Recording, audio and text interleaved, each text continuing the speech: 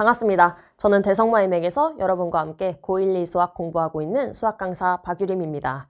3월 모의고사 모두 고생 많으셨습니다. 새로운 학기 그리고 새로운 학년을 맞이하는 첫 번째 모의고사라 모두 다 적당한 긴장감을 가지고 시험을 치르지 않았을까 싶은데요.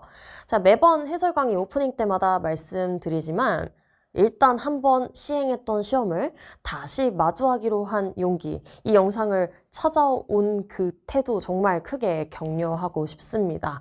여러 가지 이유가 있겠죠. 본인이 틀렸던 문제에 대한 오답을 해결하고 싶어서 이 영상을 찾았을 수도 있고, 아니면 내가 이 시험에서 가져가야 되는 복습 포인트가 어떤 건지, 선생님은 이 시험을 어떻게 생각했는지 궁금해서 찾아온 친구들도 있을 텐데, 이유 불문하고 어쨌든 내가 한번 봤던 시험지를 다시 펼쳐보는 것만으로도 앞으로의 발전 가능성이 정말 크게 무궁무진하게 있다라는 이야기로 영상을 시작을 하고 싶어요.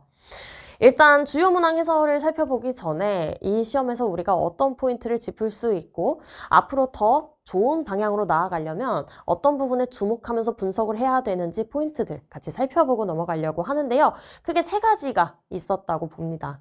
자, 첫 번째로는 문항의 조건을 올바르게 독해하고 일일이 케이스 분류를 직접 진행할 수 있는가를 체크하는 문항들이 다수 출제됐다라는 부분인데요. 어떻게 보면 되게 귀찮을 수 있는 유형들이에요. 대표적으로 경우의 수 단원이 있죠. 그래서 경우의 수, 이 조건을 만족하는 상황의 수를 세세요 라는 문항이 나왔을 때 일단 당연히 그 조건이 무엇을 의미하는지 그 의미부터 제대로 파악을 해야 하고, 그리고 일정의 약간 나만의 케이스 분류 기준을 만들어서 해당하는 케이스에 들어가는 경우의 수를 일일이 세줘야 되는 유형들, 귀찮지만 시도하면 맞출 수 있는 유형들입니다. 근데 이번 시험에서는 집합과 행렬에서도 해당 유형에 포함되는 문항들이 출제가 됐어요. 그래서 문항에서 이야기하는 조건 가, 나가 무슨 말인지 확실하게 독해하고 그거에 따라서 케이스를 일일이 분류해 봐야 되는 문항들이 출제가 되어서 뭔가 스킬적으로 좀 쇼커풀이로 풀 수 있는 문항이다 라기보다는 정말 일일이 내가 다 해봐야 되는, 일일이 다 경우를 세워봐야 되는 문항들이 많이 출제가 됐다는 느낌을 많이 받았습니다. 근데 그거랑 별개로 또 대표 유형들도 많이 출제가 됐다라는 인상을 받았어요. 대표 유형이라고 하면 여러분 1학년 때 봤던 내신 시험지에 있던 문항들 있죠? 저희 커리큘럼에서 핸들링에서 다루었던 유형들, 그 유형들에 포함되는 정말 대표적인 문항들도 다수 출제가 됐습니다. 그래서 이 대표 유형을 많이 맞추셨다면 그래도 저점 방어가 어느 정도는 되지 않았을까 하는 생각이 드는 시험이었고요. 마지막 포인트는 역시나 합성함수와 역함수입니다. 1번 포인트에서 이야기했던 집합, 경우의 수, 행렬 문항과 다르게 합성함수와 역함수의 본질적인 개념을 이해해서 풀이 과정을 확 줄일 수 있는 문항들, 4점 핵심 문항으로 또다시 출제가 됐습니다. 함수의 그래프 개형 추론, 항상 나오는 유형이죠. 조건을 해석한 다음에 그 조건을 만족하는 함수의 그래프 또는 방정식을 합성함수와 역함수를 통해서 해석해내는 능력, 얼마만큼 효율적으로 문항을 풀 수 있는지 체크하는 부분도 당연히 이번에 또 출제가 되었습니다. 근데 이 마지막 포인트 같은 경우는 여러분이 앞으로 배우게 될 고2 수학에서도 이 합성함수와 역함수가 계속해서 등장할 예정이기 때문에 장기적으로 봤을 때 반드시 개념을 잡고 넘어가야 되는 부분입니다. 그래서 이번 시험지의 오답을 여러분이 복습을 하실 때에는 일단 합성함수와 역함수 개념 확실히 잡고 넘어간다라는 마인드를 갖고선 시작하셔야 될 것 같고요. 아까도 말씀드렸지만 좀 귀찮더라도 내가 일일이 다 해보는 것, 내가 일일이 다 이 상황을 만족하는 상황을 먼저 약간 추론하고 시작하는 그런 태도들이 많이 필요하지 않을까 하는 생각이 들었습니다. 그래서 각각의 대단원에 해당하는 문항들 살펴보겠습니다. 왼쪽에 있는 1, 2, 3단원이 공통수학 1이고요. 4, 5, 6단원이 공통수학 2에 해당하는데요. 문항 비중은 비슷했습니다. 각각 16문항, 14문항 정도로 공통수학 1, 2의 비중은 비슷했는데 대단원별로는 조금 달랐습니다. 네, 기존의 교육과정 개정되기 전에는 도형의 방정식에서 어려운 문항들이 좀 많이 출제되는 기조가 있었다고 저는 생각을 하는데 이 도형의 방정식보다는 이번에는 확실히 함수의 그래프에 조금 더 메인 문항이 들어가 있지 않았나 하는 인상을 받았고요. 한 가지 주목할 만한 부분이 행렬입니다. 우리 1학년 때 봤던 모의고사 생각해보면 행렬이 뭐 4점짜리 문항으로 등장을 해도 그냥 기본적인 계산을 할 수 있는지를 체크하는 유형들로 구성이 되어 있었는데 이번에 드디어 행렬에서 어려운 문항이 출제가 됐죠. 어떻게 보면 개정되면서 처음 다시 등장하게 된 단원이라 앞으로 이 행렬을 어떻게 문항으로 출제를 할 것이냐에 대해서 여러분도 아마 궁금했을 거고 저도 많이 궁금했는데 드디어 조금 변별력을 갖춘 문항으로 행렬이 어떻게 나올 수 있는지 표본이 잘 등장을 한 것 같습니다. 그래서 기존에 나왔던 시험과 비슷하면서도 또 다른 여러분이 느끼기에는 조금 그래서 어렵지 않았을까 하는 생각이 드는 시험지였는데요. 지금부터 4점 주요 문항 해설 함께 시작하도록 하겠습니다. 가장 먼저 14번 문항입니다. 이 문항은 이제 그래프와 도형만 봐도 아, 이거 핸들링에서 다루었던 거다라는 인상을 좀 받을 수가 있는데요. 최단거리를 묻는 대표적인 유형이죠. 현재 원이 중심이 7,3에 위치해 있고 반지름의 길이가 루트 2짜리인 식으로 주어져 있습니다. 2,0 점 A에 대해서 y는 x 위의 점 그리고 원 위의 점 해서 선분의 길이의 합의 최소를 물어보고 있는데요. 최단거리를 구할 땐 도형에 이동해서 대칭 이동이 반드시 활용이 됐었죠. 그래서 원을 통째로 y는 x에 대해서 대칭 이동시킵니다. 그러면 중심이 어디로 이동했을까? 3,7로 이동을 했을 거예요. 그쵸? 근데 원을 이동시켰다고 해서 갑자기 크기가 바뀌거나 하진 않잖아요. 그래서 반지름의 길이 루트 2는 유지가 될 겁니다. 그래서 이러한 원으로 이제 이동을 한 상태에서 내가 이 위에 점 하나 잡고 그리고 요 선분의 길이의 합이 최소였으면 좋겠다. 로 가는 건데 선분의 길이의 합이 최소가 되는 순간 당연히 일직선이 되는 순간이었고 그 수많은 일직선들 사이에서도 가장 짧은 선분을 생각을 해주면 중심과 고정점을 이어놓은 선분 그리고 그 선분과 원과의 교점 요만큼이 선분의 길이의 합의 최소가 되겠구나 라고 우리가 생각을 할 수가 있었습니다. 그래서 실제 선분은 점부터 점까지의 거리이기 때문에 2,0에서 3,7까지의 거리에서 반지름을 빼줘야겠죠. 그치? 그래서 2,0에서 3,7까지의 거리 루트 50에서 실제 반지름 루트 2를 제외시킨 4루트 이만큼이 최단거리겠다. 정답은 2번이다 하고 마무리하시면 되겠습니다. 그래서 꼼꼼하게 체크하지 않으면 반지름을 빼지를 않아서 정답 3번 하고 오답이 나올 수도 있는 문항이었는데요. 항상 유의하셔야 되는 게 결국엔 원 위의 점 가지고 최단거리를 만드는 상황이니 반지름을 반드시 제외시켜줘야 된다라는 거 다시 한 번 더 짚고 넘어가시면 되겠습니다. 15번입니다. 연립부등식의 해 중에 정수의 개수를 세는 것도 우리 핸들링 공통수학 1에서 함께 주요하게 다루었던 부분입니다. 일단 해를 구할 수 있는 것부터 구해주시면 위에 있는 식이 이렇게 인수분해가 될 거고 일단 x가 3 이상이거나 또는 x가 마이너스 1 이하다 이렇게 생각할 수 있을 것 같아요. 근데 두 번째 분홍식 같은 경우는 지금 마이너스 a랑 a-2가 구간의 양끝점이 될 건데 둘 중에 누가 더 큰지 모르는 상황이기 때문에 케이스를 분류를 일일이 해줬어야 되는 문항이겠습니다.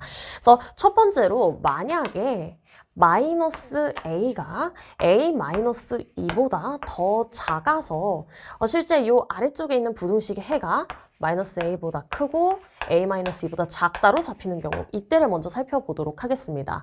자, 이 상황 같은 경우에는 이 부등식 먼저 풀어주시면 2a가 2보다 크다, 즉 a가 1보다 큰 상황을 의미하는 걸 확인을 해보실 수가 있고 연립부등식이기 때문에 해당하는 범위와의 관계성을 좀 살펴볼 필요가 있겠죠. 그래서 마이너스 1보다 작거나 같다, 3보다 크거나 같다. 의 범위에 우리 마이너스 a부터 a-2까지 요렇게 범위를 만들어 줄 거다로 해석이 되겠습니다. 그래서 결론적으로 이 안에 들어오는 정수, 요 안에 들어오는 정수 개수 합해서 6개가 나왔으면 좋겠다로 해석이 되는 거죠. 그럼 일일이 이걸 다 해볼 거냐라고 했을 때 당연히 이게 일일이 해보기에는 A에 대한 경우의 수를 또 일일이 숫자 집어넣어서 따져줘야 돼서 조금 귀찮습니다.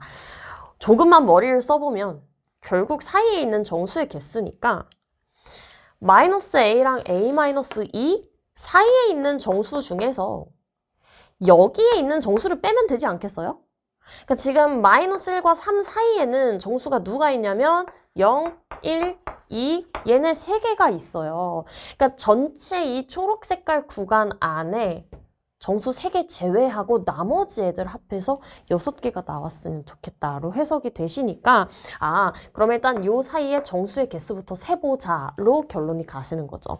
이 사이에는 정수가 마이너스 a 플러스 1부터 a 마이너스 3까지 있습니다. 그치? 얘에서 얘 빼주면 2a 마이너스 4 근데 정수 개수니까 플러스 1개만큼의 정수가 있었고요. 거기에서 3개를 제외를 했더니 문항에서 정수가 6개가 나왔으면 좋겠다. 이렇게 해석이 되겠죠. 계산 마무리하시면 2a가 12다. 따라서 a는 6이다 라는 첫 번째 a가 등장합니다. 자, 우리 케이스 분류를 a가 1보다 크다라고 했기 때문에 들어가는 a 값인 거를 확인할 수가 있겠죠. 그 다음 두 번째 봅니다. 이제 a가 1보다 작다라고 한번 해볼게요. 그러면 두 번째 부등식의 해는 a-2보다 x가 크고 마이너스 a보다 작다. 아마 이렇게 풀릴 겁니다.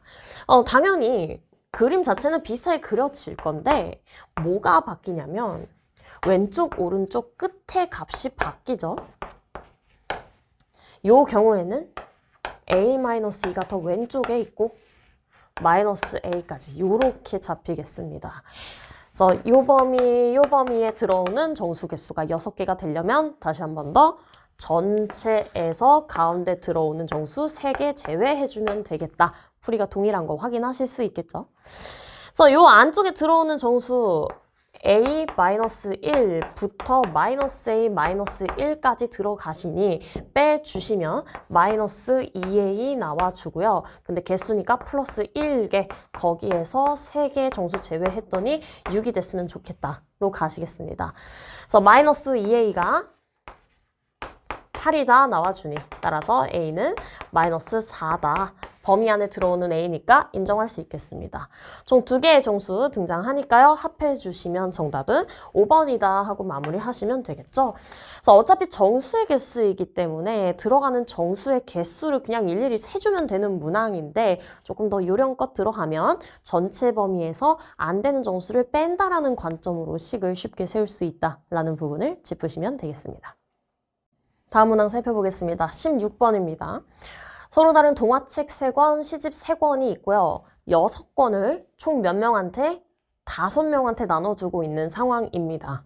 근데 이 문항이 어디서 많이 봤다 하는 느낌을 받는 친구들이 있었을 것 같아요.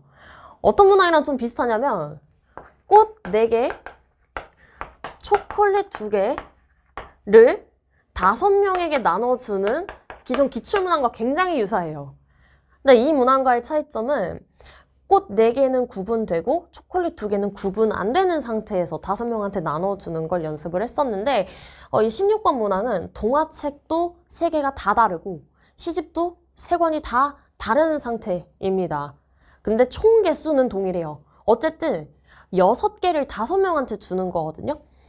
근데 한 권도 못 받으면 슬프니까 이제 한 권도 못 받는 친구는 없다 그런단 말이야. 그래서 일단 1학년 2명, 2학년 3명이 한 권은 무조건 받아야 되는 상태야. 근데 총 6권이잖아요.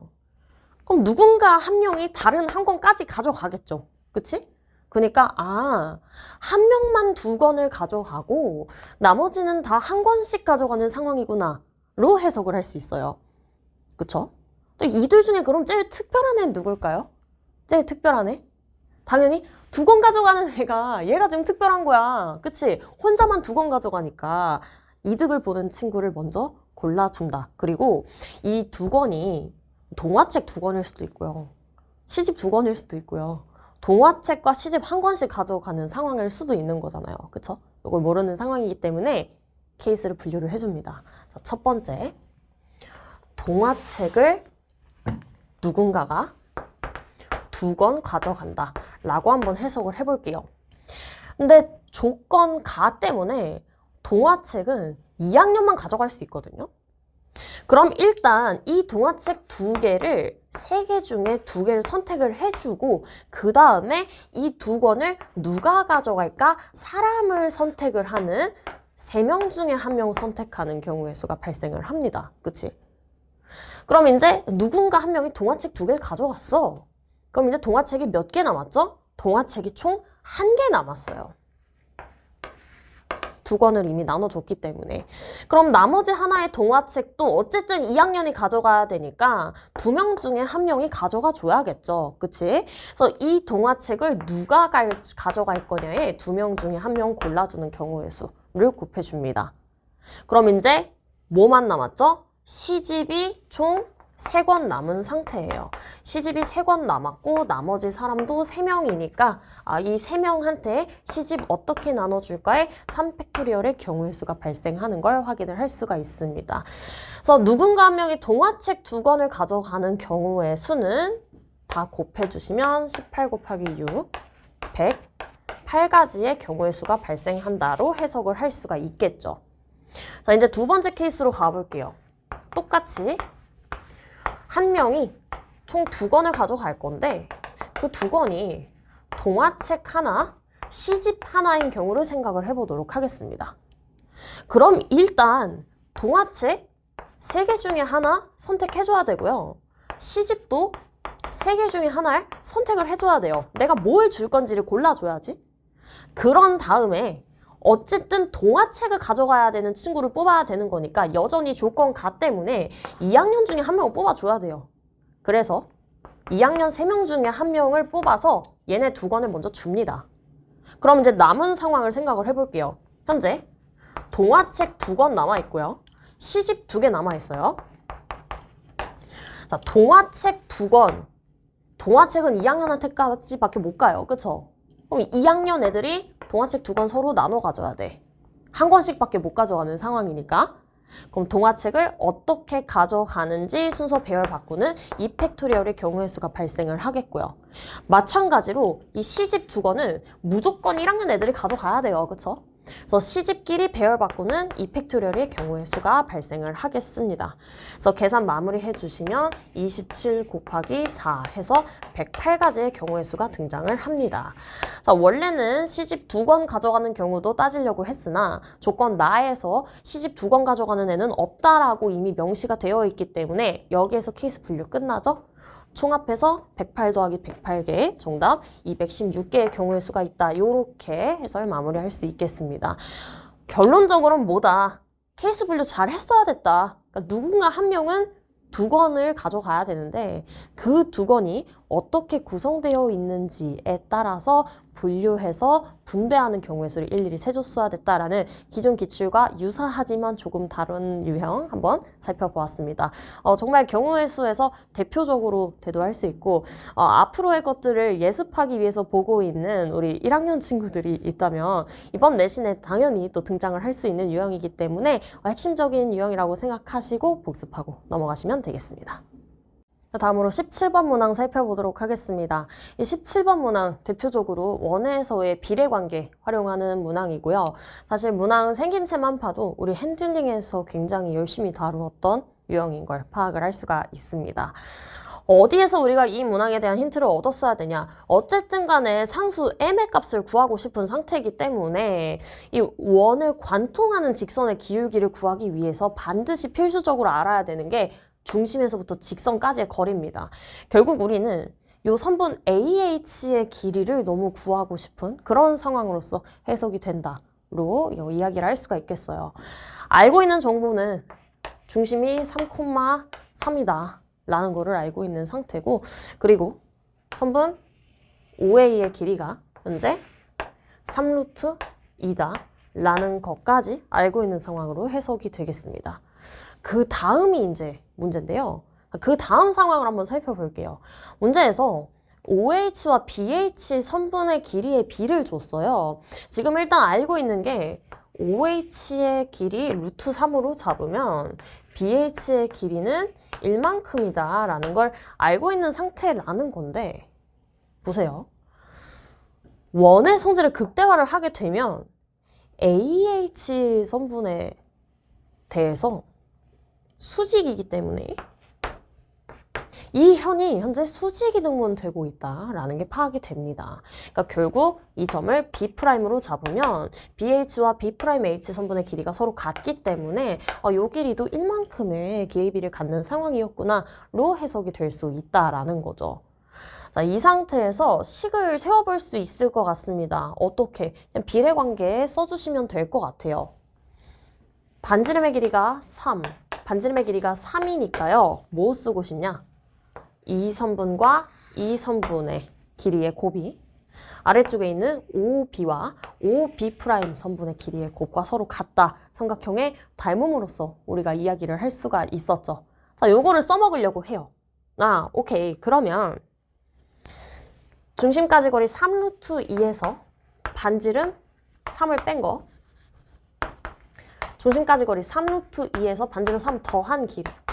자, 이게 현재 OB 곱하기 OB' 인 게 확인이 되겠고요. 합차공식 써주시면은 9는 이렇게 갈 거고, 우리 OB 길이는 얼마만큼의 길이비를 갖느냐? 루트 3에서 1을 제외한 루트 3 마이너스 1만큼의 길이비를 갖는 게 확인이 됩니다. 따라서 OB의 길이를 루트 3 마이너스 1K로 잡고, OB'은 전체 루트 3 더하기 1이니까요. 루트 3 더하기 1K 요렇게 비율을 통해서 K라는 미지수를 설정함으로 뭔가 길이를 우리가 체크를 해볼 수 있는 지표가 생기죠. 곱해주시면 2K제곱 나옵니다. 따라서 K는 루트 2분의 3이구나 로 이야기를 할 수가 있겠고요. 실제 선분의 길이도 등장을 하게 되겠죠. K가 루트 2분의 3이야. 그렇단 얘기는 우리가 지금 루트 3 마이너스 1K, 루트 3K로 잡은 거니 1동그라미만큼 해당하는 길이가 사실 K였던 거란 말이죠. 그래서 이 길이가 현재 루트 2분의 3이 된다라는 게 캐치가 되겠습니다. 자, 그러면 오른쪽 삼각형에서의 상황을 한번 생각을 해볼게요. 요렇게 반지름의 길이가 3인 걸 알고 있습니다. 근데 K의 길이가 루트 2분의 3이에요. 물론 피타고라스를 써도 되지만 루트 2배를 했더니 빗변 길이가 나오니까 1대 루트 2, 즉 45도, 45도가 숨어있는 그림이었다라는 것까지 사실 캐치를 해볼 수 있겠습니다. 어찌됐든 간에 우리가 목표로 했던 AH 선분 길이가 루트 2분의 3이었다라는 게 캐치가 되시겠고요. 선분 AH의 길이는 점과 직선 사이의 거리로서 우리가 해석을 할 수가 있고, 직선을 일반형으로 바꾼 상태에서 3m 마이너스 3 요렇게 잡을 수 있죠. 이것이 루트 2분의 3과 같다로 해석을 할 수가 있겠습니다. 그러면 3 나눠주고 제곱해 주시면 m-1의 전체 제곱이 2분의 m제곱 플러스 1이다. 요렇게 계산 마무리 되겠습니다. 그러면 m제곱 마이너스 4m 플러스 1은 0이다를 만족해야 하니 m의 값은 근의 공식 써주셔서 2풀마 루트 3이구나 라는 것까지 밝혀지겠죠. 근데 현재 기울기 m 보시면 0,1과 3,3을 이은 y는 x보다 안쪽으로 들어와 있는 직선의 기울기인 게 확인이 됩니다. 기울기가 1보다 작다라는 거죠. 그래서 두 개의 값 중에서 기울기 1보다 작은 2 마이너스 루트 3으로 해석된다. 정답은 3번이다. 이렇게 마무리할 수 있겠습니다. 원에서의 비례관계 활용하면 선분의 길이 자체를 직접적으로 구할 수 있다 라는 해석 방식 한 번 더 확인하고 넘어가시면 되겠습니다. 다음으로 18번 문항입니다. 이차함수 fx에 대해서 방정식의 서로 다른 실근의 개수 조사하는 유형인데요. 일단 방정식부터 분석을 하시면 fx가 0이거나 fx 플러스 3분의 1 ft가 0이거나 각각의 방정식의 해를 조사해서 서로 다른 실근의 개수를 진짜 다 따지는 유형이었을 거야. 근데 이거를 서로 다른 실근의 개수니까 2차 방정식에서 판별식을 바로 쓰겠다 이러면 좀 곤란하죠. 일일이 그냥 진짜 뭐 x제곱 플러스 ax 플러스 b 이렇게 비정계수를 설정해서 보기에는 문제가 좀 빡셉니다. 그래서 저는 어떤 식으로 접근을 했냐면 그래프로 접근을 했는데요. 자, 이렇게 보는 거죠. 결국에 y는 fx와 x축과의 교점. y는 fx 플러스 3분의 1 ft y의 교점. 요렇게 생각을 했어요. 이 친구에서 x축과의 교점의 좌표와 이 친구에서 x축과의 교점의 좌표들을 다 합했을 때 서로 다른 실근이 3개가 나오도록 하는 상황으로서 해석이 되는 거구나. 자, 근데 두 그래프는 서로 y축의 방향으로만 평행이동을 한 상태예요. 그러니까 그래봤자 현재 fx는 최고차 함계수가 1인 2차 함수니까 이렇게 생기거나 아니면 뭐 축과 접한다면 이렇게 생기거나 하는데 얘를 위아래로 왔다 갔다 하면서 새로운 그래프를 만들겠다. y축의 방향으로 평행이동을 해서 만들겠다라는 거니까 두 함수의 그래프와 x축과의 교점이 현재 겹칠 수는 없는 상황이다라는 게 밝혀집니다. 그러니까 만약에 위에서도 서로 다른 2개의 교점, 아래에서도 서로 다른 2개의 교점이 발생했으면 서로 다른 4개의 실근을 갖게 되는 상황이니까 문항을 만족하는 상황이 아니죠. 문항을 만족하기 위해서는 어쨌든 다 합해서 총 3개의 교점이 발생을 해줘야 되니 만약에 원래 2차 함수가 이렇게 생긴 상황이었다면 평행이동을 시켜서 아래 2차 함수는 서로 다른 하나의 근을 갖도록 하는, 그래서 총합해서 3개의 근이 발생하도록 하는 상황으로서 우리가 해석을 했어야겠고, 만약에 원래 2차 함수가 중근을 갖는 이런 상황이었다면 평행이동을 아래쪽으로 하기만 해도 총합해서 근은 계속해서 서로 다른 식은 3개 나오는 게 관찰이 됩니다. 근데 문항에서 그렇게 되도록 하는 실수 t의 값이 정확히 2개래요. 이 두 번째 그림 같은 경우는 아래쪽으로만 평행이동 해주면 항상 서로 다른 시그널 개수가 3개씩 나오는 구조이기 때문에 t가 무한히 많았을 거야. 그런 상황이 아니다. 그치? 그런 상황이 아니었을 거다. 그리고 엄밀하게는 아까 전처럼 그림을 그려놓으면 fx의 값이 항상 0 이상이기 때문에 평행이동을 위방향으로밖에 못해요. 그죠? 엄밀하게는 그냥 얘를 위의 방향으로만 이렇게 보내주는 평행이동이다 보니 추가적인 근이 아래쪽 방정식에서 발생하지 않는 것도 확인할 수 있습니다. 어떻게 해석하든 두 번째 그림은 안 되는 그림이었다. 그래서 첫 번째 그림으로 다시 넘어갑니다.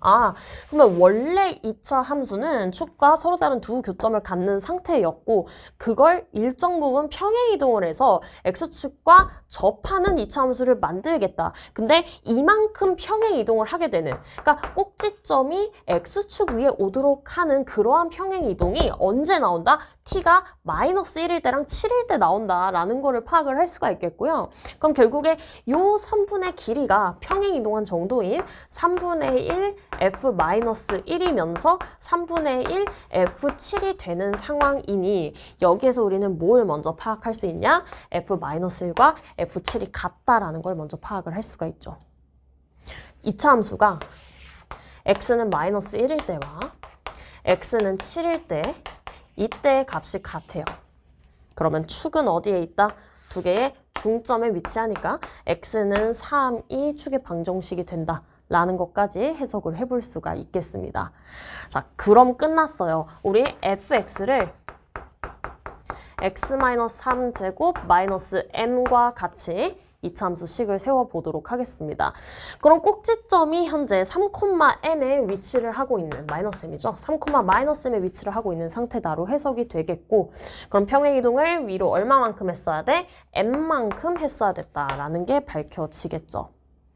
f7이 3m인 거 체크하면 된다. f7은 16-m인데 그게 3m이었으면 좋겠으니 4m은 16이다. 따라서 m은 4구나. 문제에서 이야기하는 f10은 49-m이니까 45다. 이렇게 답 유도할 수 있겠습니다. 정답은 1번이다 하고 마무리하시면 되겠죠.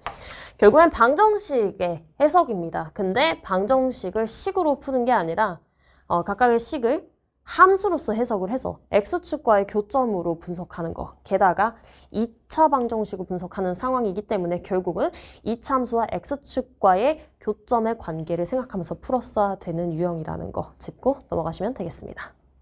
다음으로 19번 문항입니다. 1부터 10까지 자연수가 모여있는 집합 X가 있고요. 우리는 이 X의 부분 집합을 만들려고 하는 상황입니다. 일단 교집합의 원소의 개수 2개고요. 비차집합 A의 원소의 개수 3개다 라고 나와 있습니다. 그러니까 지금 상황이 요 안쪽에 여기에 2개, 그리고 비차집합 A의 원소가 3개가 들어가야 되는 그런 상황이었던 거죠. 근데 내 맘대로 넣으면 안 되고, 지금 상황을 보면 조건 나에서 교집합의 누군가가 원소가 되면 비차집합 A의 누군가가 강제적으로 원소가 돼야 된다라는 게 밝혀집니다. 근데 우리 잊어버리면 안 되는 게, 지금 얘네들 안쪽에는 1부터 10까지 자연수 밖에 못 들어가거든요. 그럼 비차집합 A의 원소가 되려면 당연히 얘가 자연수여야 돼, 자연수. 그럼 이미 이 분수식의 값이 자연수가 되도록 하는 P로 P의 후보를 좁힐 수가 있어. 그러니까 만약에 1이 교집합의 원소면 1 넣었을 때 1이 차집합의 원소인데, 이거 말이 안 돼요. 자, 1이 교집합에 들어가면 1이 차집합에도 들어간다는데 이 말이 안 되죠. 그쵸? 같은 원소 2번 못 쓰기 때문에 이 상황은 탈락이다. 자, 근데 2가 원소가 될 수 있냐? 2를 집어넣으면 3분의 4가 원소여야 되는데 지금 3분의 4는 자연수가 아니라서 안 돼요. 3도 3분의 5는 자연수가 아니야. 즉 4가 교집합에 들어가면 2가 차집합에 들어가야 된다라는 관계가 완성이 되고요. 그 다음으로 분수를 자연수로 만드는 친구 P가 7일 때 7이 원소면 3이 차집합에 들어간다. 10이 원소면 4가 차집합에 들어간다로 해석이 됩니다. 그치? 자, 그 다음 상황까지 한번 봐볼게요. 조건 답니다. 차집합에 누군가가 들어가면 누군가는 A의 원소여야 돼. 자, 여기까지는 나를 우리가 분석을 한 부분이고요. 다를 이어서 볼게요. 자, 차집합에 2가 들어가요. 그러면 A에는 5가 들어가야 되는 상태입니다. 자, 차집합에 3이 들어가면 A에는 6이 들어가야 돼요. 차집합에 4가 들어가면 A에는 7이 들어가야 되는 이런 상황으로서 분석을 할 수가 있겠죠. 그래서 교집합, 차집합, 그리고 A에 들어가야 되는 이러한 구성으로서 생각을 해볼 수가 있습니다. 그럼 이제 보세요. 교집합에 우리 2개의 원소 넣어야 되거든? 교집합에 애초에 들어갈 수 있는 게 후보가 3개밖에 없어. 근데 얘네 중에 2개를 넣어야 돼. 이제부터는 그냥 경우마다 해보는 거죠. 만약에 4랑 7이 들어간다고 해보자. 그러면 차집합에 2랑 3이 들어가야 돼. 맞지? 차집합에 2랑 3 들어가고요. 그러면 A에 누가 들어가야 돼? 5랑 6이 들어가야 돼. 이런 느낌이라는 거야. 그치? 자, 이렇게 됐을 때 비차집합 A의 원소의 합의 최대 물어보고 있습니다. 여기에 원소 3개 들어가야 되는데 지금 내가 원소 2개밖에 못 넣었거든요. 그치? 하나 더 넣어야 되지. 그럼 이 자리에 누구를 넣을 수 있을까를 생각을 해볼게요. 이 자리에 내가 누군가를 넣잖아? 그러면 A에 Q 플러스 3 같이 들어가줘야 됩니다. 근데 Q가 1이 되면 1 더하기 3은 4인데 4를 이미 썼기 때문에 안 돼. Q에 4 못 넣고요. 5 못 넣고 6 못 넣고 7도 못 넣지. 그치? Q에 8부터 넣을 수 있는데 8 더하기 3은 11이라 10을 넘어가요. 불가능한 값만 남는 거죠. 그러니까 이 그림은 애초에 불가능한 그림이었다. 맞지? 교집합에 내가 4랑 7을 넣었더니 Q가 존재할 수가 없더라. 그래서 이 케이스는 기각합니다. 두 번째, 내가 교집합에 4랑 10을 넣는다고 생각을 해볼게요. 그럼 차집합에 2랑 4가 들어가야 되는데 벌써 안 되죠. 교집합에 이미 4를 넣었는데 차집합에 어떻게 4가 들어가? 말이 안 된다. 반드시 가능한 케이스는 뭐밖에 없었다? 교집합에 7과 10을 넣는 것밖엔 방법이 없었다.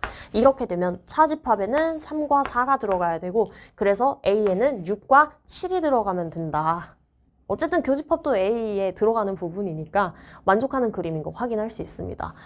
그럼 마지막으로 이제 Q에다가 누구를 집어넣을 수 있느냐를 봤을 때 1은 4를 써먹어서 안 되고요. 2는 넣을 수 있죠. 2랑 5 됩니다. Q가 5여도 5랑 8이니까 돼요. 그쵸? 근데 6, 7은 Q자리에 들어갈 수가 없고 8부터도 Q자리에 들어갈 수가 없기 때문에 Q에 들어갈 수 있는 최대 원소는 5고 그래서 여기에 8이 들어간다로 해석이 되겠습니다. 원소의 합의 최대는 정답 3번이다 하고 마무리 짓는 거죠. 그러니까 제가 이제 오프닝 때 말씀드렸던 포인트가 바로 이 포인트예요. 일단 문제가 무슨 소리 하는지 확실하게 이해를 하고 귀찮더라도 일일이 해보는 태도가 필요하다. 어찌됐든 교집합에 들어갈 수 있는 원소 후보가 3개밖에 없고 3개 중에 2개를 골라서 집어넣어보면 답이 유도가 되는 문항이기 때문에 귀찮더라도 일일이 해보면 된다라는 거를 한 번 더 깨닫고 넘어가 주시면 되겠습니다. 다음 문항입니다. 다항식에서 역시나 어려운 문항 하나가 출제가 되었는데요. 이 문항은 처음에 FGH의 식설계를 좀 잘 하고 들어가야 되는 문항이었습니다. 분석을 해보시면 FGH가 3개 다 2차 다항식이고요. 그리고 서로 다르다라고 되어 있습니다. 최고차 항계수가 1인, 그러니까 어떻게 보면 시작하는 지점이 x제곱에서부터 시작되는 내림차순으로 정리했을 때 최고차항을 x제곱으로 동일하게 가지지만 결과적으로 식 자체는 다른 3개의 다항식으로 해석이 되는데요. F랑 G를 곱했더니 얘네로 나누어 떨어진다에서부터 우리가 좀 더 깊게 이 조건을 탐구를 해볼 여지가 있겠습니다. 그러니까 이런 거예요. 결국 fx, gx는 아까 얘기했듯이 x제곱 곱하기 x제곱 최고차항 x 4제곱짜리란 말이야. 그럼 x 4제곱으로 시작할 거니까 어차피 이게 이런 느낌의 식과 같은 항등식을 세워볼 수 있지 않겠어요? x-1 hx 얘네는 반드시 인수가 돼야 되고 근데 이렇게 되면은 3차식이 돼버리니까 차수 맞춰주려면 4차식으로서 또 하나의 인수가 필요하겠구나 라는 게 캐치가 되겠습니다. 근데 만약에 hx가 1차식 2개로 뭔가 인수분해가 안 되는 상황이었다면 조금 곤란하겠죠. 왜?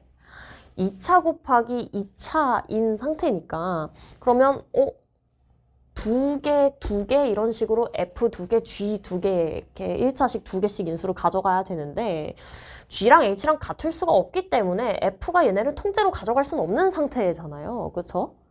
따라서 HX가 얘가 반드시 1차식 2개로 인수 분해되는 꼴이었을 거다. 로 일단 가정하고 시작할 수밖에 없다라는 게 밝혀집니다. 그러니까 결국 이런 거죠.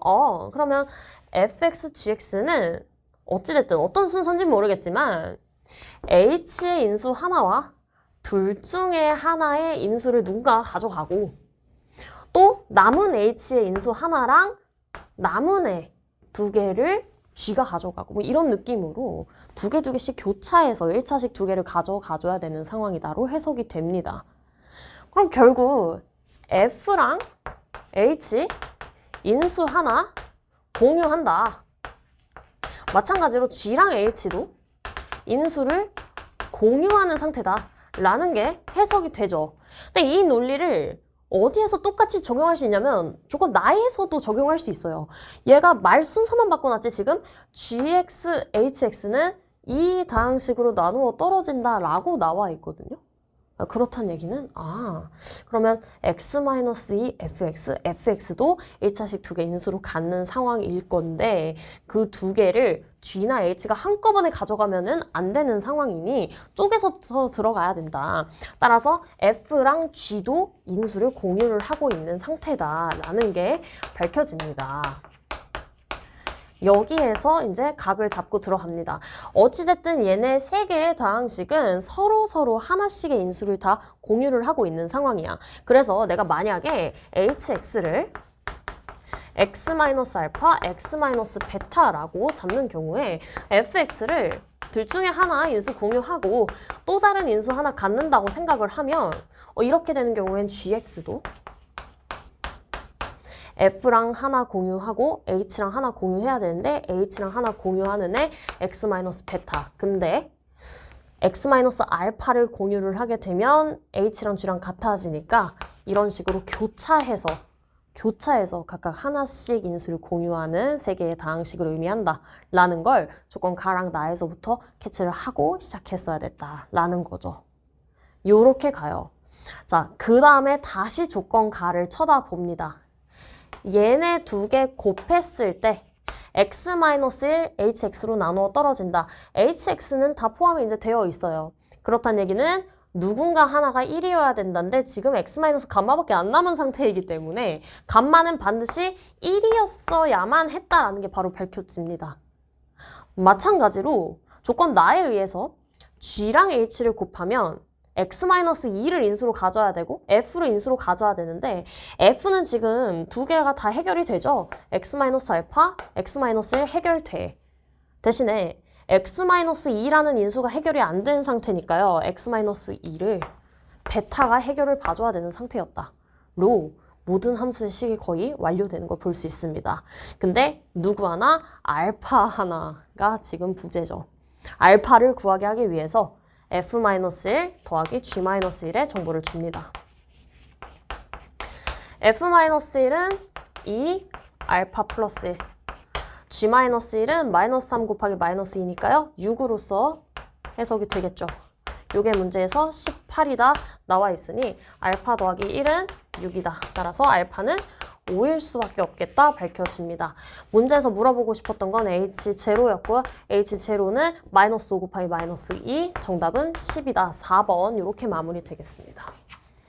뭐가 중요했다? 얘네가 서로 다 인수를 공유하고 있는 상황이었다. 인수를 하나씩 뭔가 교차하는 느낌으로 공유하고 있는 상황이었다라는 걸 먼저 파악을 한 뒤에 식을 작성을 해야 엄청나게 복잡한 계산 없이 문항을 풀 수 없었다라는 초반 도입 포인트 확실하게 복습하고 넘어가시면 되겠습니다. 자, 21번 문항입니다. 어떻게 보면 객관식에서 여러분이 가장 까다로워했을 만한 문항이었던 것 같은데요. 합성함수와 역함수의 개념 제대로 파악하고 넘어가야만 하는 문항이기도 합니다.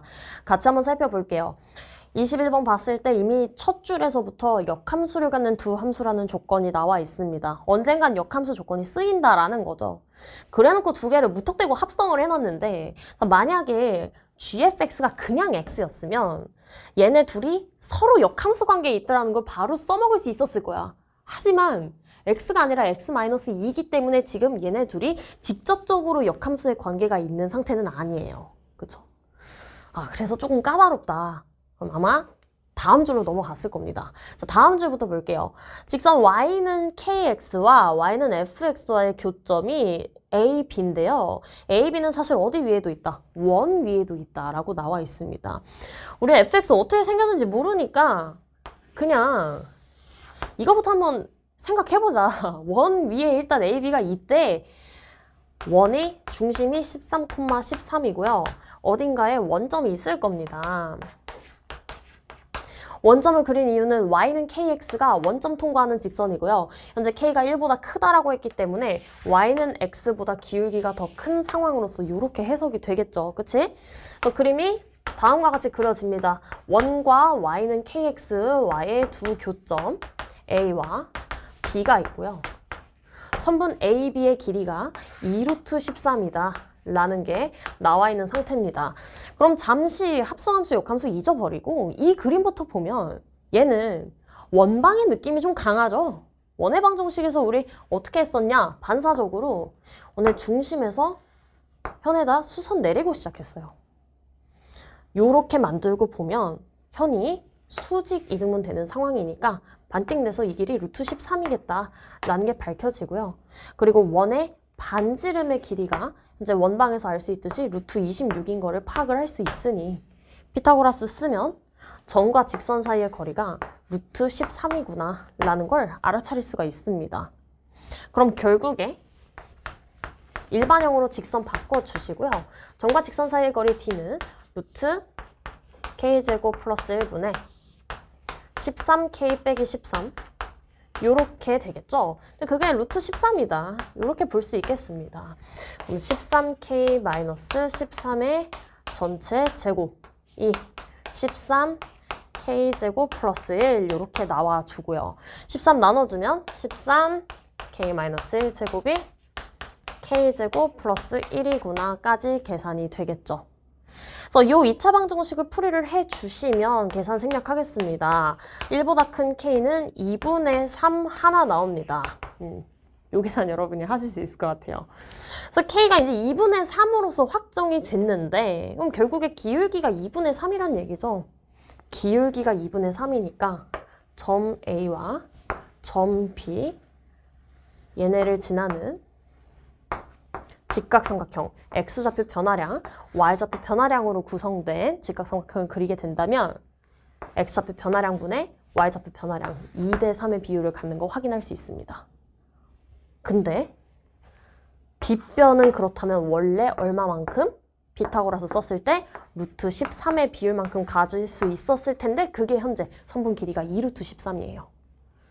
비율의 2배 때리면 길이 나온다. 즉 x좌표 변화량 4, y좌표 변화량 6인 게 파악이 되겠습니다.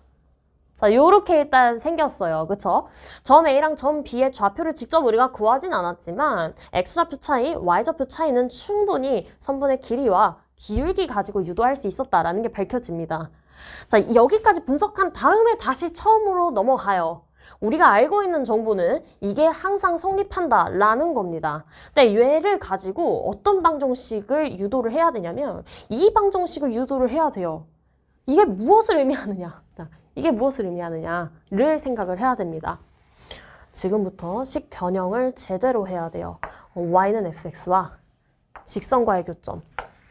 우리는 원래 이 방정식을 풀어서 점 A와 점 B의 x좌표를 구했어야 돼. 그치? 근데 fx를 모르기 때문에 일단 1부터 써먹은 거죠. 근데 이 방정식은 사실 누구로도 표현할 수 있냐면 g로도 표현을 할 수 있습니다. 왜? 여기에 양변에 g의 역함수를 합성을 한다면 fx는 g 역함수 x-2와 같다. 이렇게도 나타낼 수 있기 때문이죠. 그렇단 얘기는 우리는 뭘 찾는 거였다? g 역함수 x-2와 kx와의 교점을 찾는 상황이었다. 로 해석을 할 수 있습니다. 자, 우리가 알고 있는 정보는 현재 이 식을 만족하는 x좌표가 각각 점 A와 점 B에서 발생한다 라는 겁니다. 근데 문항에서 물어보고 있는 건 gx는 어쩌구의 실근이에요. g의 역함수를 냅둬봤자 좋을 게 없죠. 그래서 통째로 역함수로 돌려줍니다.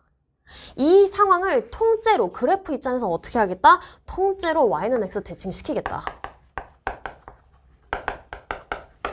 그러면 좌변에 있는 함수의 역함수를 구해주면 g 그대로 갈 건데 평행 이동을 y는 x에 대해서 대칭인 방향으로 해줘야 비로소 역함수가 유지된다라는 거. 우리 핸들링에서도 열심히 다뤘던 부분입니다. kx의 역함수는 k분의 1x 이렇게 되죠. 그러면 신기하게 식이 어떻게 유도돼? gx는 k분의 1x 빼기 2 문항에서 요구하고 있는 방정식이 등장하는 게 확인이 됩니다. 자, 우리가 알고 있는 정보는 점 A와 점 B에 대한 정보였고 그걸 갖다가 y는 x에 대해서 대칭 이동을 시킨 방정식이기 때문에 해도 교점도 전부 다 y는 x에 대해서 대칭 이동을 했을 겁니다. 그럼 결국 이 방정식을 만족하는 x는 위에서 발생하는 점의 y좌표들이겠죠. 통째로 y는 x 대칭 이동을 했다. 따라서 문항에서 요구하고 있는 이 방정식의 근의 차는 원래 우리가 구해놨던 점 A와 점 D의 y좌표의 차와 같을 것이다. y좌표 얼마? 6이다. 정답은 3번이다. 이렇게 풀어낼 수 있겠습니다. 결국 방정식을 어떻게 여러분이 조작할 거냐. 조작할 때 역함수가 활용이 되겠고요. 마찬가지로 마지막에 나오는 식을 유도하기 위해서도 상황을 전체적으로 y는 x에 대해서 대칭 이동해서 바라보는 태도. 거기에 원의 방정식이 살짝 곁들여진 형태로 난이도가 높은 문항이 출제가 됐습니다. 모든 부분이 다 중요한 요소들로 구성이 되어 있으니 한 번 더 처음부터 끝까지 여러분 스스로 풀어보시고 넘어가시면 되겠습니다. 자, 단답형 문항 살펴보겠습니다. 26번이고요. 이차함수의 최대 최소 물어보는 유형인데 현재 이차함수 fx를 다음과 같다고 하자라고 했고요. 모든 실수 k에 대해서 여기에서의 함수의 최대값 주고 있습니다. 구간의 양끝점이 정해져 있는 구간인데요. 최대값이 언제의 값인지를 한번 살펴봐야 돼요. 자, 일단 얘네 누구를 대입해야지 이 값이 나왔을까를 조사를 해줘야 되는데 A가 이게 양수인지 음수인지 지금 모르는 상태잖아요. 그쵸? A가 양수인지 음수인지 모르는 상태라 거기서부터 얘기를 시작해야 될 것 같습니다. 만약에 A가 양수였다면 그래프 이렇게 그려졌을 거고요. 축의 X는 2인데 구간의 양끝점 합하면 합이 3입니다. 즉 두 지점의 중점이 2분의 3이니까 X는 2보다 왼쪽에 2분의 3이 있죠. 구간이 축보다 왼쪽으로 치우쳐져 있는 상태다로 해석이 됩니다. 그럼 결국에 x는 마이너스 k제곱에서의 함수값이 x는 3 플러스 k제곱에서의 함수값보다 더 클 거니까 최대값은 마이너스 k제곱에서 발생하겠다라는 거를 캐치를 하실 수가 있겠죠.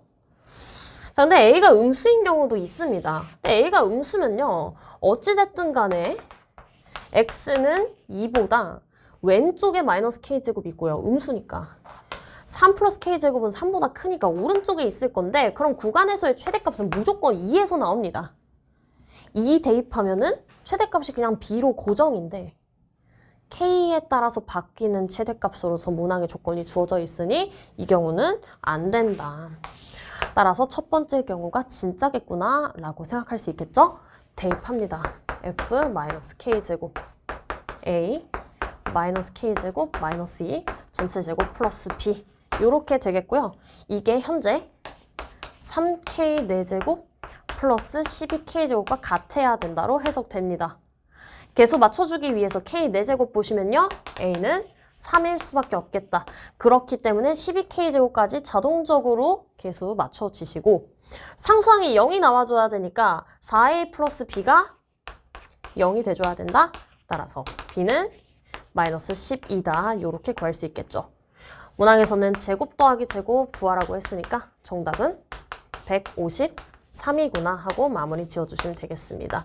결국엔 이차함수의 최대의 값을 물어보고 있기 때문에 구간의 축을 포함하냐, 구간의 양끝점 중에 어디가 축과 더 멀리 있느냐 따져주는 대표적인 개념 관련된 유형이었습니다. 한 번 더 복습하고 넘어가시면 되겠습니다.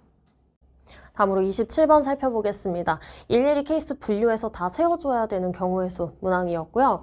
저는 조건 가를 바탕으로 케이스 분류를 진행을 했습니다. 어차피 A가 앉을 수 있는 좌석 번호는 홀수 번호니까요. A가 11번, 21번, 31번, 41번에 앉을 수 있습니다. 만약에 A가 11번에 앉는다라고 한다면 B가 앉을 수 있는 자리 32번 이하입니다. 그쵸? 그래서 B가 앉는 자리가 만약에 20번대에서 끝난다라고 하면 B한테 선택권이 3개가 나오고요. 그 다음에 C랑 D는 위쪽에서만 앉혀놔야 되는 상태이기 때문에 4개 중에 2개의 자리를 선택을 한다 해서 종합해서 36개의 경우의 수가 발생을 해주겠죠. 근데 B가 사실 30번대도 앉을 수가 있기 때문에 B한테 선택권이 2개가 있었을 수도 있어요. 그쵸? 그러면 B가 한 자리 차지를 했어. 그러면 나머지 3개의 자리에 C랑 D가 앉아야 되니까 3개 중에 2개의 자리에 배열시킨다로 해석이 되겠습니다. 그래서 여기에서 총 12개의 경우의 수가 발생해서 총합해서 48개의 경우의 수가 발생합니다. 근데 이게 메커니즘이 언제랑 똑같냐면 A가 21번에 앉을 때랑 똑같습니다. A가 21번에 앉더라도 B가 아래쪽에서 앉아주게 된다면 3 곱하기 4P, B가 위에 있다면 2 곱하기 3P 똑같이 계산될 거예요. 그래서 48개 곱하기 2 해서 총 96개의 경우의 수가 초반 2개의 케이스에서 확보되는 거를 확인할 수 있습니다. 자, 그럼 세 번째 볼게요. A가 31번에 앉을 수도 있습니다. 이렇게 생겼을 수도 있어요. 마찬가지로 B가 아래에 앉아준다면 B한테 선택권 4개 있고요. 그 다음 C랑 D한테 선택권이 3개가 있으니까 3P 이렇게 가겠죠. 그래서 24개의 경우의 수가 있겠다. 로 해석이 되겠고요. 그 다음에 이제 B가 앉을 수 있는 자리 어디에 하나 더 있죠? 여기 하나 더 있어요. 그럼 B는 자동 결정에다가 C랑 D, 2P 총 2개의 경우일 수 있겠다. 그래서 이 경우에 총합해서 26개 발생하는 거 확인되십니다. 마지막으로 A가 41번에 앉는 경우 한번 봐볼게요. A가 여기 앉게 된다면, 자, B가 만약에 아래쪽에서 해결을 본다. 4개의 선택지, 그리고 C랑 D는 총 3개의 선택지, 3개 중에 2개의 자리에 앉힌다. 이렇게 볼 수 있겠죠. 총 24개의 경우의 수 똑같이 나오는데 달라지는 경우 그 다음입니다. B가 31번 또는 32번에 앉는 경우에 선택지가 남아요. 그쵸? B가 한쪽에 앉아주면 C랑 D는 서로 자리 바꾸는 것밖에는 방법이 없다. 2P 곱해줘서 총 4개. 마지막 케이스에서 28개의 경우의 수가 발생을 하겠습니다. 따라서 다 합해서 150개의 경우의 수 나온다 하고 마무리 지어주시면 돼요. 결국에 진짜 A가 어디에 앉는지 일일이 케이스 분류해서 세주면 된다라는 거 연습하고 넘어가시면 되겠습니다. 다음으로 28번입니다. 집합 X는 1부터 9까지의 자연수를 갖고 있는 집합이고요. X에서 X로 대응되는 함수 F를 만들겠다라고 나와 있습니다. 근데 함수 값을 보면은 FK는 3의 K제곱의 1의 자릿수로 함수 값이 확실한 애들이에요. 그러니까 이런 거예요. K가 1이면 함수 값이 3이겠죠. 3의 1제곱이니까. K가 만약에 2면은 함수 값이 9일 거예요. K가 3이면 3의 세제곱 27이니까 함수값 7. K가 4면은 81이니까 함수값 1이야. 근데 K가 5면 3의 5제곱 243이라 F1과 F5가 같아요. 마찬가지로 F2와 F6이 서로 같습니다. 그러니까 얘네는 서로 뭘 갖고 있는 친구다? 지금 주기성을 갖고 있는 친구다. 라는 게 밝혀집니다. 9까지니까 여기에서 마무리되죠. 각각의 함수값을 표시해주면 3, 9, 7, 1로 대응되는 친구들이었다 라는 걸로 해석이 됩니다. 자, 문항에서 무슨 얘기하나 한번 봐보자. 우리 A 만들 거고 조건 가에서 A는 X의 부분집합이다. 그러니까 결국 1부터 9까지 중에 원소 그냥 뽑아서 내가 A를 만들겠다라는 얘기를 하고 있고요. 원소가 2개 이상이어야 된다. 조건 가에서 얘기합니다. 조건 나는 무슨 얘기를 하냐면 어쨌든 집합 A에 원소가 있다면 그 원소의 함수값도 A에 들어가줘야 되고 합성함수의 값은 무조건 7이다 이렇게 나와 있습니다. 자, 그럼 이미 탈락하는 애들이 있어요. 지금 2랑 6 같은 경우는요. F, F2, F, F6, F9인데 F9는 3이거든요. 근데 어쨌든 집합 A의 원소가 되려면 합성함수의 값이 7이어야 되니까 얘네 안 돼. 합성함수 값이 3인 애들은 원소가 될 수 없다. 그래서 탈락. 마찬가지로 FF4와 FF8은 F1인데 F1이 3이죠. 얘네도 탈락이야. 얘네 안 된다. 근데 애초에 함수값이 7이면 합성을 해도 7이에요. 그러니까 얘는 가능하다. 마찬가지로 FF1은 F3이니까 7 돼서 얘네도 합성함수의 값이 7이 돼요. 그러니까 애초에 A에서 가능했던 친구들이 1, 5, 9, 3, 7 밖에 없었다 라는 게 캐치가 됩니다. 그 다음에 조건 다로 넘어가요. 임의의 두 원소 X, Y에 대해서 X보다 Y가 크면 함수값은 그 이상이어야 된다가 밝혀집니다. 무슨 얘기인지 한번 생각해 볼게요. 내가 만약에 5, 3, 7 넣겠다고 마음을 먹는다고 쳐보자. 그러면 원소가 3, 5, 7이 되는 상태인데 함수값이 얘는 7로 가고 얘는 3으로 가고 얘는 7로 가요. 근데 지금 X 이런 순서로 커지고 있는데 Y값이 들쭉날쭉하죠? 이러면 안 된다. 그치? X값 커지면 함수값이 같거나 커져야 되는데 이게 함수값 순서 역전이 일어나면 안 된다. 이런 얘기를 지금 하고 있는 겁니다. 그랬을 때 우리가 이 원소의 합을 최대로 만들려면 과연 누구를 넣을 수 있느냐로 이야기가 가는 거죠. 원소 중에 일단 7은 들어가면 제일 좋아. 왜냐면 7 크잖아요.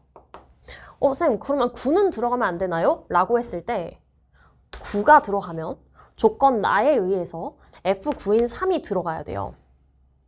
근데 F9는 3이고 F3은 7이라 함수값 순서가 안 맞아서 9랑 3은 동시에 못 들어가거든? 아, 그니까 9가 들어가면 무조건 3이 들어가야 돼서 안 된다? 아까 봤듯이 5가 들어가도 3이 들어가야 돼서 안 된다. 그러면 누구만 추가로 넣을 수 있어? 1만 추가로 넣을 수 있어. 결론적으로 1, 3, 7을 넣게 되면 1에 대한 함수값 3, 3과 7에 대한 함수값 7 전부 다 원소인 거 확인할 수 있고요. 1은 3으로 가고 3은 7로 가고 7은 7로 대응되는 상황이니까 함수값 순서도 다 맞습니다. 얘네가 최대겠다? 원소의 합의 최대값 정답 11이다. 요렇게 풀어주시면 되겠죠. 결국은 또 논리관계 따지면서 독해 올바르게 하고 케이스 바이 케이스로 일일이 해보는 태도가 굉장히 중요한 문항이었습니다. 귀찮더라도 진짜 일일이 막 퀴즈 풀듯이 퀴즈 분석하듯이 풀어주면 되는 유형이었다라는 포인트 짚으시면 되겠습니다. 다음으로 29번 행렬 문항 같이 살펴보도록 하겠습니다. 영행렬이 아닌 두 행렬에 대해서 A제곱은 B와 같다라고 나와 있는 상태고요. 조건 가랑 나가 이제 핵심적으로 작용할 것 같은데 대상이 지금 같아요. 그리고 얘네 둘이 서로 위치가 같은 성분입니다. A와 B에서 위치가 같은 성분 두 개를 뽑아냈을 때 곱하면 0이고 대신 더하면 0이 아니래요. 곱했을 때 0이니까 둘 중에 적어도 하나가 0이겠죠? 근데 더해서 0이 아니려면 둘 다 0이면 안 된다 이 얘기를 하는 것 같아요. 그러니까 둘 중에 하나만 0이고 하나는 0이 아닌 거야. 그래서 오케이 하나만 0인 상태다 라는 걸 캐치를 하시면 돼요. 그랬을 때 이제 관계식으로 넘어갑니다. 어쨌든 A랑 B는 그냥 막 무작위로 아무 행렬을 만드는 게 아니라 A를 제곱해서 B가 나와야 되는 그런 상태인 거거든. 그래서 만약에 A가 이 성분이 0인 상태였다라고 한번 해볼게요. 이렇게 되면 어쨌든 얘와 얘를 곱해서 나오는 거듭제곱의 결과가 곱하면 0, 곱하면 0이니까 똑같이 B12도 0이 나왔을 거야. 이렇게 되면 A12랑 B12가 둘 다 0이니까 안 되는 거잖아요. 아, 따라서 이 자리에 0이 들어가면 안 됐다. 0이 아닌 애가 들어갔어야 됐다라는 결론이 도출이 되겠고요. 대신에 둘 중에 하나는 0이어야 되니까 B12는 무조건 0이어야 된다라는 게 파악이 됩니다. 마찬가지로 A21이 0이었다고 해보자. 요렇게 곱셈 진행하면 곱하면 0, 곱하면 0이라 이 자리도 0이 돼요. 그러니까 또 안 되죠. 지금 A21, B21 둘 다 0이 되니까 안 된다. 따라서 이 자리에 B, 이 자리에 B 0이 아닌 애가 와줘야 되고 대신에 B21은 0이 돼줘야 된다. 로 해석이 됩니다. 자, 이 상태에서 나머지 친구들 좀 메꿔놓고 생각해 볼게요. 여기에 C, 여기에 D가 온다고 해보자. 어쨌든 곱셈에 대한 결과물이 0, 0이 나와야 되니까 두 개 실제로 곱했을 때 오케이 CA 더하기 DA 즉 A에 C 더하기 D가 0이구나 라는 게 밝혀지고 A가 0이 아니라고 우리가 가정을 해놨기 때문에 누가 0이다? C 더하기 D가 0이다 라는 걸 알아차릴 수 있습니다.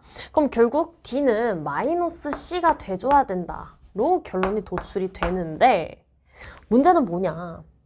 영행렬이 아니라고 했잖아요. 그러니까 지금 C나 요 자리 마이너스 C나 요 자리에 오는 애 중에 둘 중에 하나가 0이어야 돼.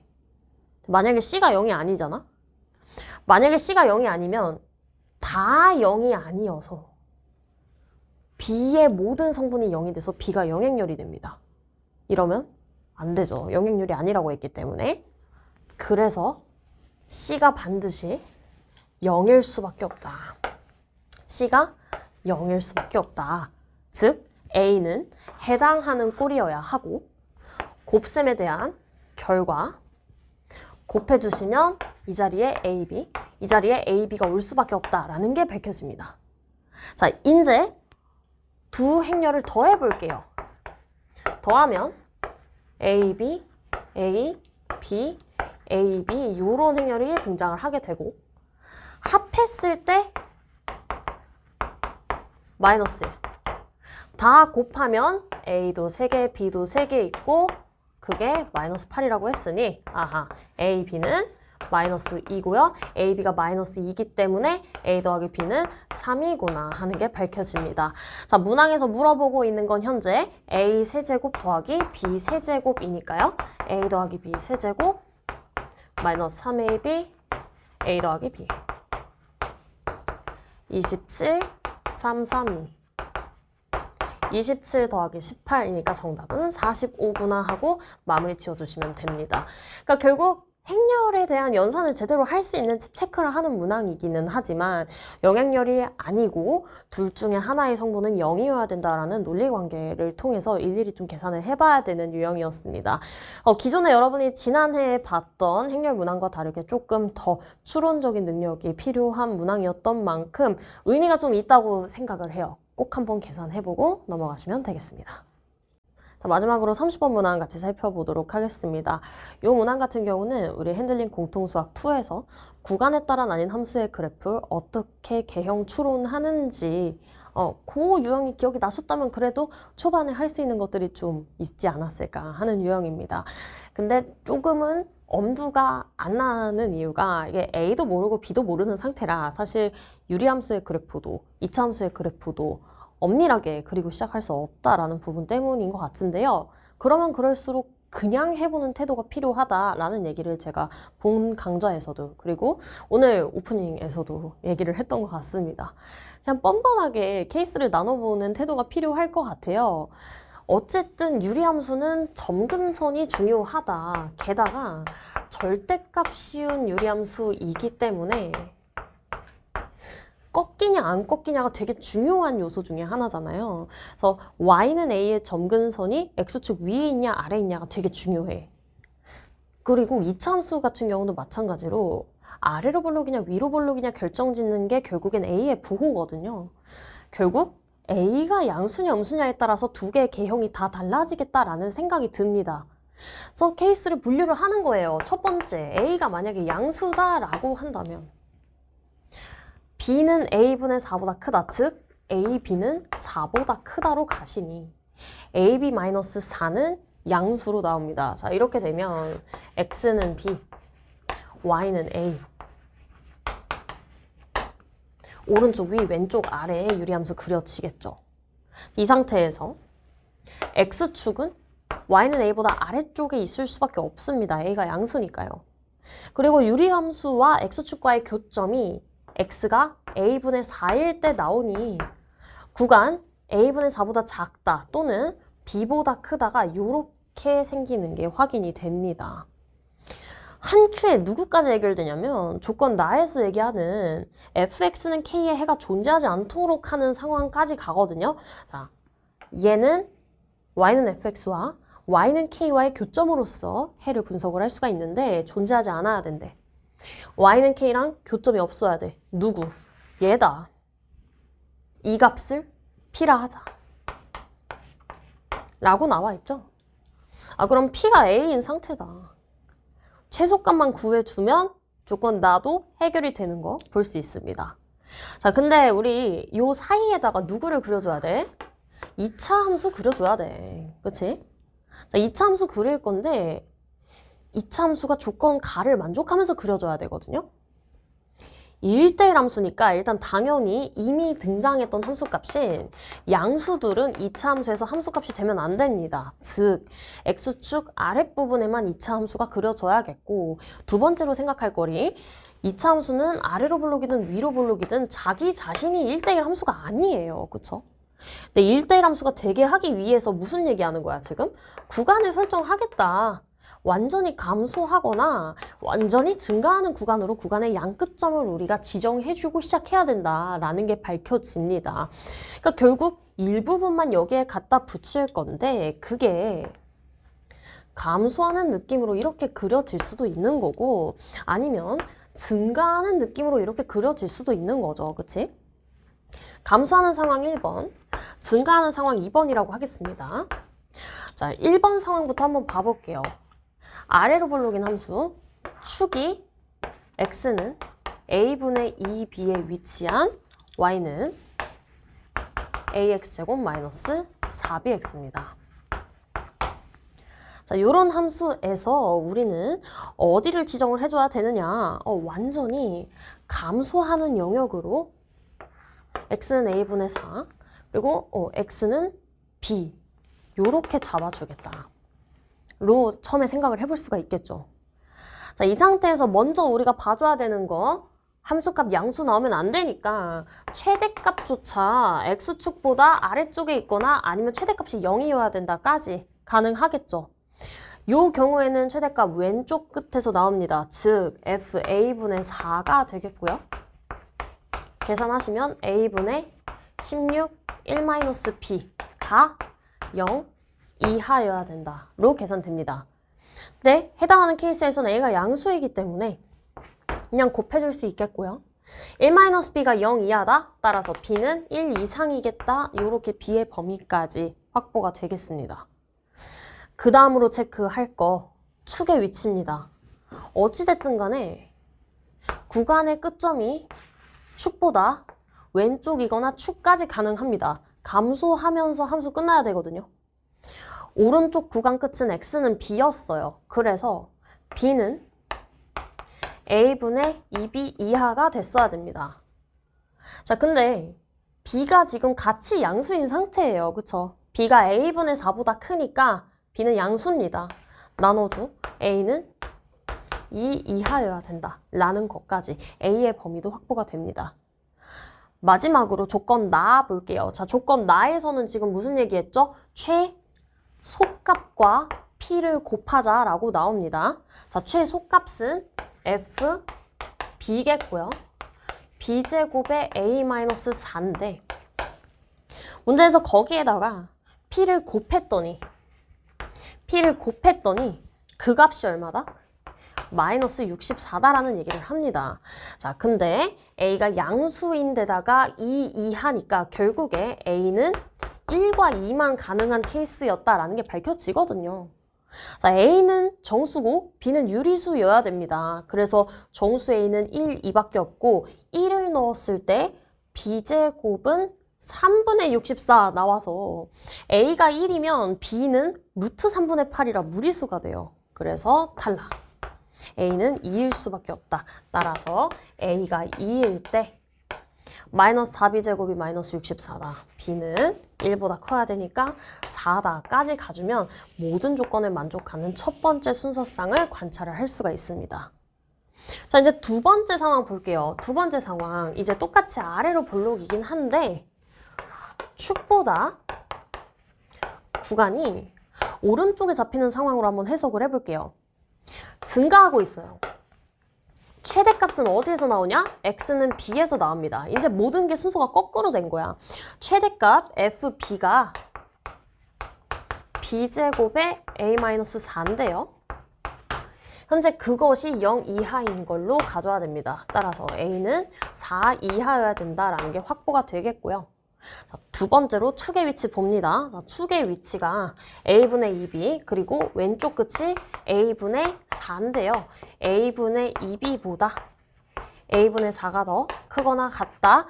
a 곱해주면 b는 2 이하다라는 것까지 생각을 해볼 수가 있겠죠.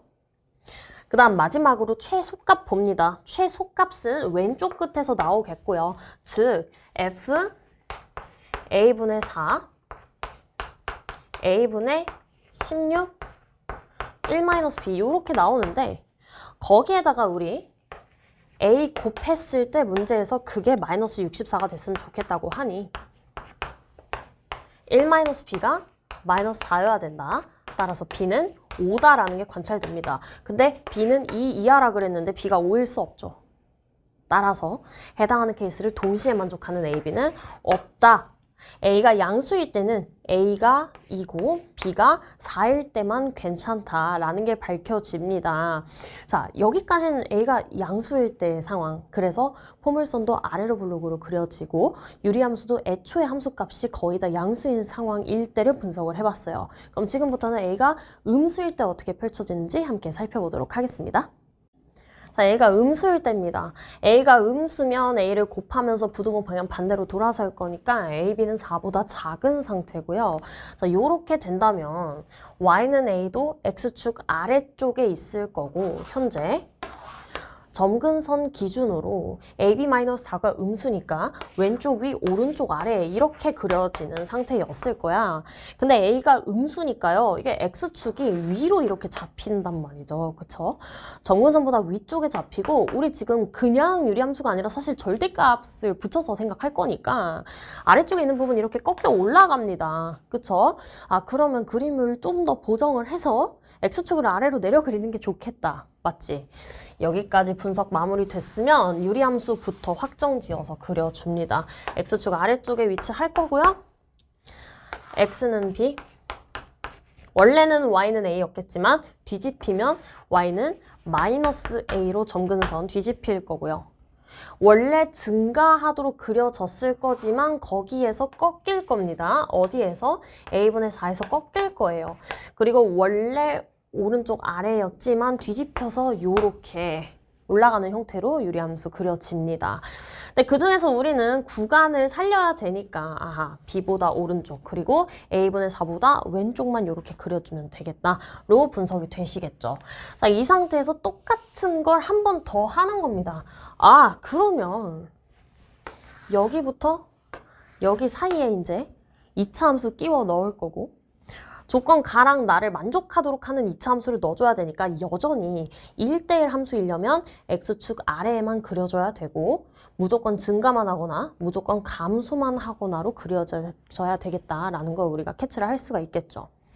자, 요 상태로 분석 들어갑니다. 첫 번째, 나에서 이야기를 하는 Y는 K와 교점 없도록 하는 양수는 이제 마이너스 A. 마이너스 A가 P다라는 거 캐치하실 수 있겠고요. 첫 번째로 이제 A가 음수니까요. 위로 볼록인 포물선에서 우리 구간의 양끝점이 증가하면서 끝난다라고 한번 이야기를 해보도록 하겠습니다. 자, 축은 똑같아요. 왜냐하면 2차 함수 식이 바뀌는 건 아니거든요. 지금 2차 함수 식이 y는 ax제곱 마이너스 4bx 이렇게 나와서 x는 a분의 2b가 축입니다. 근데 만약 증가하는 구간으로 잡힐 거다라고 한다면 오른쪽 구간 끝인 x는 b가 얘보다 왼쪽에 있어야겠다라는 거 확보해줘야 되고요. 그리고 함수값에 대한 체크, 지금 x축 아래쪽에서 일어나는 이야기들이니까 fb의 값 b제곱 a-4가 0 이하여야 된다라는 게 확보가 되시겠죠. 근데 얘는 당연한 얘기입니다. a가 음수고요. b제곱 0 이상이니까 곱하면 0 이하 나와요. 얘는 맞는 얘기다. 자, 그렇다면 축의 위치 한번 체크해보자. b는 a분의 2b 이하여야 된다는 게 밝혀지는데 문제는 뭐냐. b의 부호를 우리가 확정 지을 수가 없습니다. b가 양수일 수도 있고 b가 음수일 수도 있어. 이걸 지금 확정을 못 짓기 때문에 함부로 b를 나눠서 뭔가를 하려고 하면 살짝 좀 애매해질 수 있겠죠. 자, 그럼 일단 얘는 냅두고요. 그 다음 조건으로 가보도록 하겠습니다. 자, 그 다음으로 뭘 체크를 해줘야 돼? 최소값 체크해줘야 되죠. 최소값 어디서 나오죠? x는 a분의 4에서 나옵니다. f a분의 4는 a분의 16 1-b 나와주고요. 우리 거기에다가 p를 곱해줬을 때 p 곱해줬을 때 이것이 마이너스 64였으면 좋겠다. 로 결론이 지어집니다. a 나눠지고요. 1-b는 4가 나온다. 따라서 b는 마이너스 3이구나. b는 음수로 확정입니다. 즉 여기에서는 마이너스 3, a분의 마이너스 6 대신이 a 넘기고 마이너스 3 넘기면 이렇게 계산될 거고요. 음수랑 음수를 계속해서 곱셈 나눗셈 연산한 거기 때문에 음수, 분호 방향 안 바뀝니다. 즉 a는 2 이하다라는 범위를 의미하는 거죠. 근데 이미 이 케이스에서는 a가 음수인 걸 알고 있는 상태니까 당연히 2 이하는 만족이 돼요. 그러니까 얘도 당연한 얘기, 얘도 당연한 얘기야. 확실한 건 b는 마이너스 3이 확실한 거야. 그렇다면 a의 값은 어떻게 지정을 해주냐? 누구한테 키가 있어? 얘한테도 키가 있습니다. A, B 곱했을 때 4보다 작아요. 그러면 B가 음수라면 A는 B분의 4보다 커야 되거든. 근데 B가 마이너스 3이거든. A가 마이너스 3분의 4보다 커야 되거든. 가능한 정수 A, 마이너스 1부터 가능한데 A는 지금 음수기 때문에 마이너스 1만 가능하겠죠. 따라서 B가 마이너스 3이면 A는 마이너스 1이다. 요게 확정이 됩니다. 답의 순간이겠죠. 그럼 이제 마지막으로 위로 볼록인데 감소하는 구간이 왜 안 되는지를 살펴보도록 하겠습니다. 축은 똑같아요. A분의 2B. 자, 이제 최대값이 X는 A분의 B. 최소값이 X는 B에서 나온다. 라는 거 밝혀지겠고요. FA분의 B. A분의 4죠. FA분의 4는 A분의 16의 1-B. 이렇게 나오고 이게 0 이하였으면 좋겠다로 갑니다. 자, 이 상황에서는 A 곱하면 부등호 방향 반대되고 16 나눠도 상관없고 이렇게 됩니다. 즉 B는 1 이하여야 된다. 라는 게 일단 확보가 되시겠고요. 그 다음 두 번째로 축의 위치 봐줘야 되죠. A분의 4가 A분의 2B보다 더 오른쪽에 있거나 같아지면 됩니다.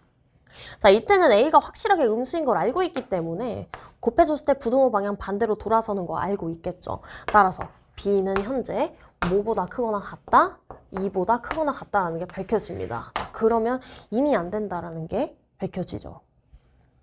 자, 여기에서는 지금 B가 2보다 크거나 같다인데 위에서는 B가 1보다 작거나 같다야. 동시에 만족하는 B? 없습니다. 그래서 안 된다. 가능한 케이스는 여기에서만 나오는구나. 자, 우리 앞전에 A가 양수일 때 A가 2고 B가 4다 나왔습니다. 그 다음 A가 마이너스 1이고 B가 마이너스 3이다 까지 나와주니 전부 다 곱해줘서 정답은 24다 하고 마무리 지어주면 되는 조금 규모가 있는 문항이었습니다. 자, 이 문항은 어떻게 시작해야 될지 사실 처음에는 막막할 수 있겠지만 용기를 가지고 각각의 케이스를 다 분류해서 그려보면 논리를 따지는 건 크게 어렵지 않았습니다. 어렵다기보다는 어떻게 보면 진짜 이걸 다 일일이 해봐야 되는 거야? 라는 의심을 갖게 만드는 문항이었던 것 같아요. 네, 어찌되었든 1대1 함수라는 부분, 그리고 최대값, 최소값이 어디에서 발생하는지 관찰했어야 되는 부분 때문에 그래프가 필연적으로 나올 수밖에 없었고 어떻게든 그리기를 시도를 해봤어야만 맞출 수 있는 확률이 올라간다. 라는 부분을 담고 있는 문항이었습니다. 그래서 이번 3월 모의고사 정말 고생 많으셨고요. 난이도가 좀 높았다고 아마 느꼈을 것 같은데 다시 한 번 더 오답 위주로 꼼꼼하게 점검하시고 앞으로의 고2 수학을 공부하는 데 있어서 어떤 부분을 한 번 더 복습하고 넘어가야 되는지 스스로 점검해보는 기회가 되셨으면 좋겠습니다. 오늘도 고생 많으셨습니다.